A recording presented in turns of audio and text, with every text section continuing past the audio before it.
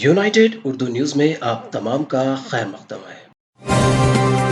तेलंगाना के नलगुंडा शहर से ताल्लुक़ रखने वाली खातून और उसके दो कमसिन बच्चे ट्रेन की टक्कर लगने से हलाक हो गए। ये अफसोसनाक वाक़या आंध्र प्रदेश के गुंटूर जिले के नड़ीकोडा रेलवे स्टेशन के करीब पटरियों को अबूर करने के दौरान पेश आया।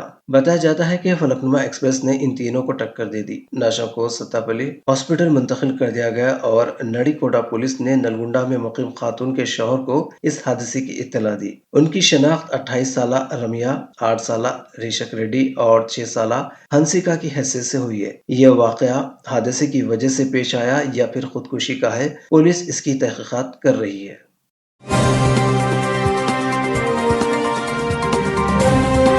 हमारी हिम्मत अफजाई के लिए इस चैनल को सब्सक्राइब करिए, वीडियो को लाइक करिए और शेयर करिए।